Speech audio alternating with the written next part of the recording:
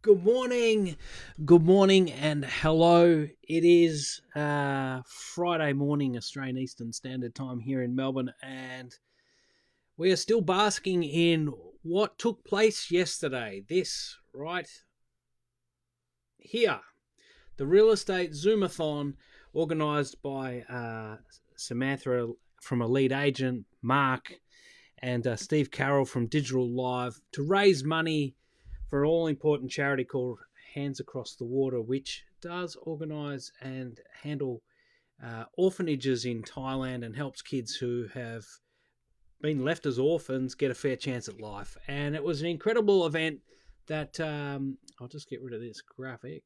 It was an incredible event that brought the real estate industry of Australia together in a way that is rarely seen in other industries. They were talking about being their live aid moment.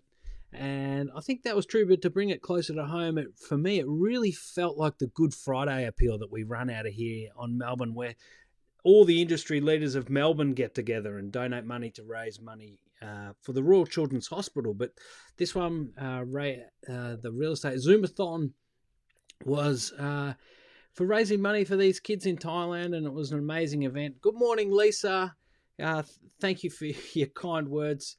Lisa, of course, Lisa, one of Sydney's best buyer advocates in the Rose Bay area. Nothing shy of a few mil in there, so she's dealing with the high-end space. So welcome along to the show. I just wanted to get on today, talk about what a massive event it was. I mean, if you don't know, it was 33 hours of a continuous Zoom. Now, it was a closed-off event, so you didn't see it across socials. You saw people talking about it, but the event itself was closed. It was ticketed. Now, you had 33 hours where there was a host taking each hour, and that host was allowed to have guests on. And what happened from humble, small beginnings to when it actually took off and went to air, it went from 33 people hosting hours to 33 people hosting hours plus probably another 100 plus guests, and it became almost a challenge to make sure that your hour had great guests. And I was lucky enough to have an hour, 9 o'clock on the Wednesday night, and I had some fantastic guests, Lisa Novak being one of them, Darren Pratley from New Zealand. But essentially what happened over the 33 hours is it became stacked full of all these legends and experts and business leaders who were really keen to do the right thing and share their greatest tips and experiences. Now, I was trying to work at the same time and had other things in and out. I mean, 33 hours is a long amount of time. But I still think that I caught 20 plus hours. I reckon that I caught over 60% of it. I just had it running on an iPad here next to me. Almost like having talkback radio on in the background. So I kept working, but I was listening for all these little gold nuggets that were coming out. And over the 33 hours of the nearly a day and a half, I think I sat listening. I stayed up till midnight to watch Rick Rushton and Paul McGee and David Knox. I thought that hour, even though it was at midnight, was unbelievable. It was Paul McGee. That guy's... He's published 13 books, for crying out loud. He's in the UK, but if you go to Officeworks in Australia and go to the book section, Paul McGee, I think they're limited to 12 book slots in Officeworks, and I think Paul McGee's got 6 of them, and has had for the last 2 years. I go in there, Paul McGee, the sumo guy. He was unreal. David Knox was a guy I hadn't seen before, and he was awesome. And I don't even work in real estate. I work with real estate. But the advice that he was giving, you just tell that it was influencing me outside the industry. So that's how good it was. But I thought that I'd just run this little stream today to wrap up the Zoomathon, wrap up what it was, and for me to share the top 3 tips that I extracted from those. Because you get an event like that and there's just so much good information. But what are the things that stick with you, not only the next day when you wake up, it will possibly stick with you for the rest of your life. That's the type of information that we're getting on this event.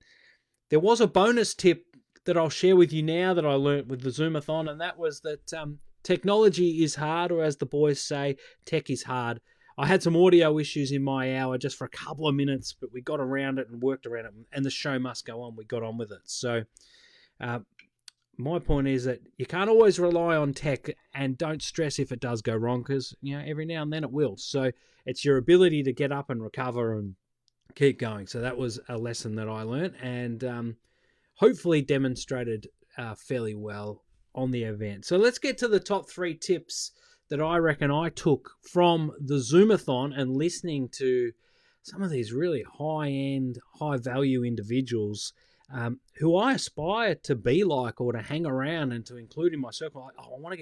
I'm sort of attracted to these people. They've got this magnetic force, and the more I listen to them on the night and during the day, the more I just wanted to be part of the circle that they're in. So tip number 1 was with a lot of these high-end guys and girls. Sorry, when I say guys, I'm non-gender specific. It's just how I refer to people. All the high performers had an energy and determination to push on. That's what they spoke about. They spoke about going through tough times, not only COVID, but even back at the GFC, starting their own businesses, not believing in themselves, not having other people believe in them, being questioned, being challenged. And they all spoke about having to have an energy that drives your determination to push on. So, and they displayed it in the way that they were talking. They were the type of people that just by listening to them, you felt motivated and inspired yourself to get this energy and to build your determination to push on. And the ones who are successful are the ones who have continued to push on for the longest. So if you're in not only real estate, but in a funk in your life where you feel like you're stuck, you have to find the energy. And, maybe you're not going to find that energy doing what you're doing. Maybe you have to go somewhere else. And that's what they're talking about, is that you're only truly going to become successful when you can find a place where you've got an energy and you can demonstrate that determination to push on. So I found that fascinating. I really believe in that sort of stuff, that is that you find your way. Hey, have a look at what I'm doing with my business, Viable. Most people don't even really understand what it is that I do. It would have been so easy for me as an ex-journalist to come out, run a production company, run a PR company. I still get inquiries for that sort of work every day, but it's not where my energy is. My energy is in helping people tell better stories, to communicate better online in order to connect with the people that are going to buy stuff from them. So how do you create the content that's going to trigger people to take an action that benefits you and your business? And also, if your product's good enough, and it should be, otherwise you shouldn't be advertising it, you benefit them too.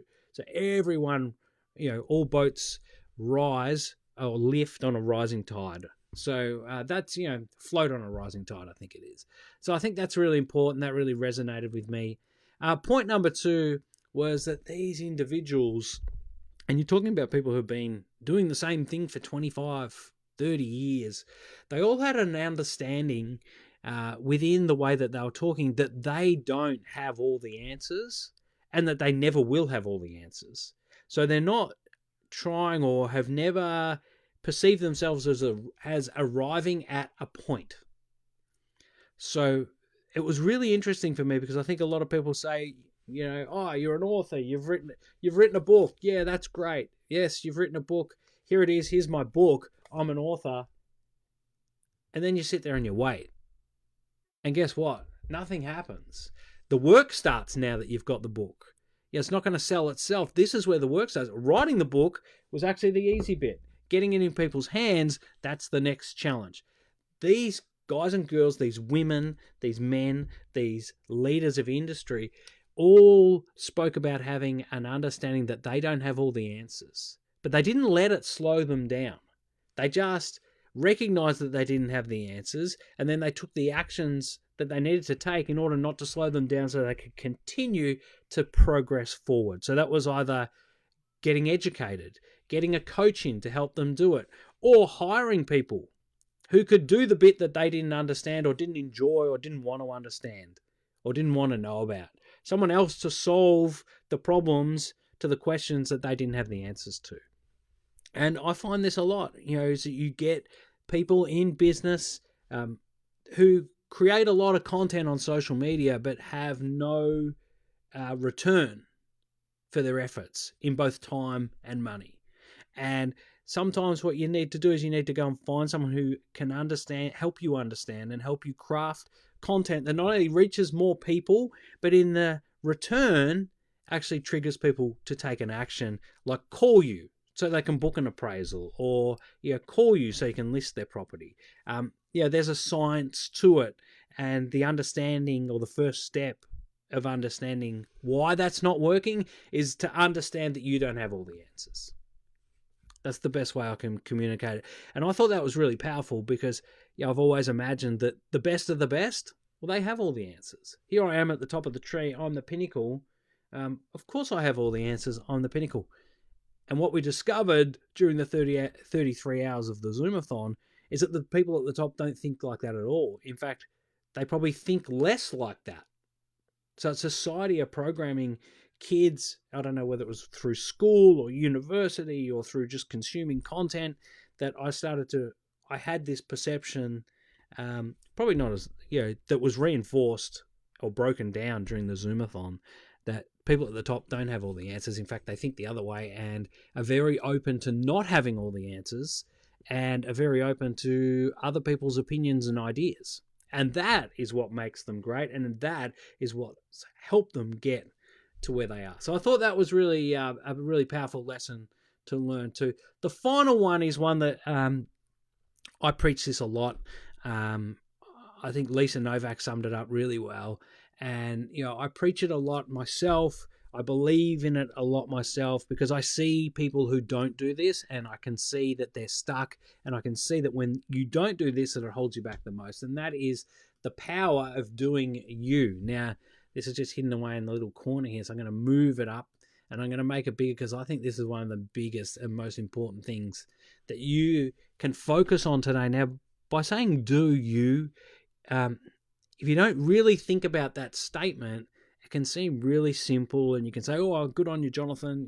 Put it on a Nike t-shirt, and move on with your life." But when you think about the way that we're operating now and the tools that we have in our hands, just with a phone, doing you is one of the most important things that you need to work out, because, when we go through life, we pick up societal expectations. We pick up masks that we put on, and we behave that way. I remember when I first became a television journalist, I had to go in to my employer, and here was my rack of clothes of what I had to wear, and then you went to a voice coach, and this is how you had to speak, and then I went to a presentation coach, and this is how you have to stand and talk, and this is the rhythm that you have to put in your words, and then you get to an editor, and he writes the words that you have to say. So all of a sudden, as you move along the conveyor belt, the product that actually I ended up putting out there on television to millions of people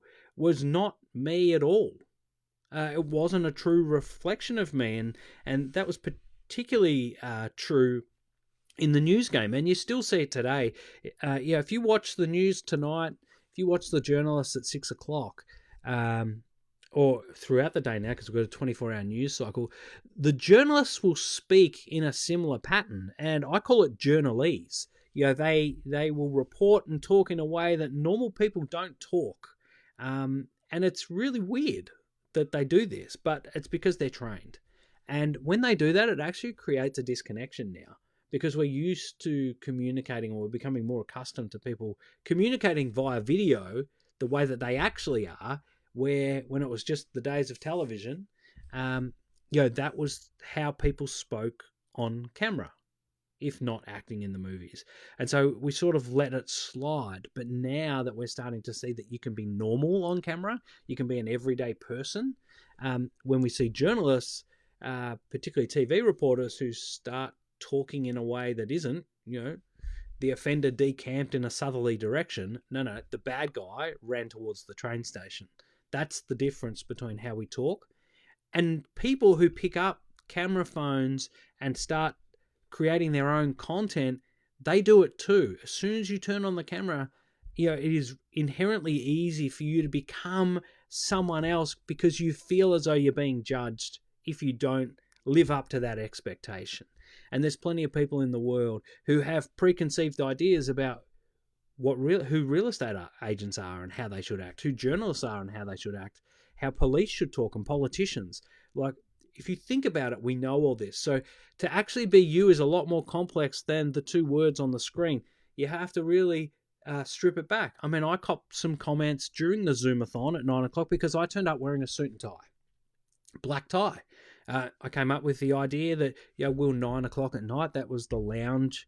That was the lounge hour, and we were going to dress up and make this a Hollywood sort of event because it was 9 o'clock at night. And all three of me and the two guests, we all dressed up, but there were people who were only used to ever seeing me in a baseball cap and a hoodie, and it confused them because they're like, "Well, you're not being you. You're not being authentic." Well, you know what? Some people can wear different clothes for different occasions, and it's about explaining the context of why you've changed your appearance, so that your audience understands them.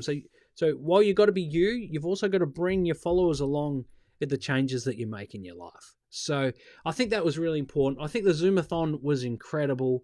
I really hope, I don't think now's the time to be talking about this, but I really do hope that they think about doing it next year as well.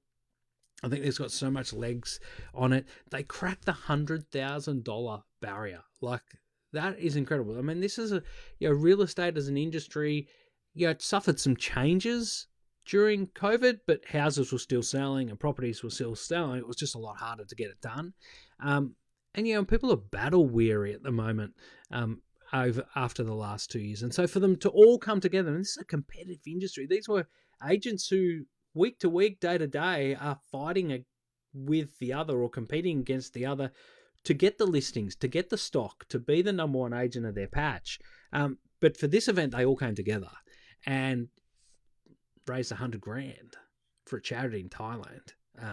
And that will change lives. So congratulations to Elite Agent. Congratulations to Steve Carroll from Digital Live.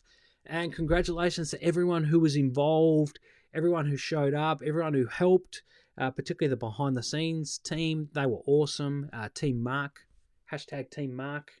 And also, the people who bought tickets and showed up, because, this money was mainly raised off the back of ticket sales. $49 tickets. Now, I'm no mathematician, but let me get out the big calculator. Getting out the big calculator. Let's just have a look. I know there were some bigger donations than the $49 tickets, but let's just work out. $49. That's over 2,040 tickets. That's a lot of tickets. That's a lot of $50 tickets to raise $100,000. So what a massive effort. Congratulations. Hopefully, sorry, I've clicked the wrong button. The kids at Thailand will benefit from this. They'll go on and make great careers. We've already seen it through this amazing charity, Hands Across the Water, where kids who were orphaned during the Boxing Day tsunami, their families died and they were left all by themselves. They've gone to an orphanage because where else are they going to go? And then a charity like Hands Across the Water comes along, gives them an opportunity in life. And we've got, there's orphans coming out of the Hands Across the Water charity who are leaving with doctorates from the university. They're going to become doctors. They're becoming real estate agents. They're becoming, teachers, nurses, changing lives. Incredible. And, I was just honored to be part of it. They were the 3 points that I got out of the whole event. I thought it was fascinating. And hopefully those 3 key points will help you maybe just refocus and get going, because, February's nearly over. We're going to be heading in next week to the 3rd month of the year. Can you believe it? The 3rd month of the year, and before that, it'll be Easter, and the first quarter will be done. So, we've got to get moving. Hopefully use those tips. Energy, understanding, and doing you. They're the 3 that I took out of it. And I think there was also one other where it was the right thing to do is always the right thing to do. And I think this event proved that 100% for sure. Hey, if you like, do the thing. I've got a YouTube channel, youtube.com/creaky. I've got a lot of my content, my video content and lessons up there. Or follow me, like me on Facebook. Let's interact. Let's keep this connection going and see whether we can get those involved interested in doing maybe Zoomathon 2. I'm sure that's sent some shudders through some people who are still just recovering from doing 33 hours of hosting behind the scenes. So anyway, thank you for letting me be a part of it. Thank you for interacting with me during it. And thank you for watching this and just being here. I appreciate your attention. Peace.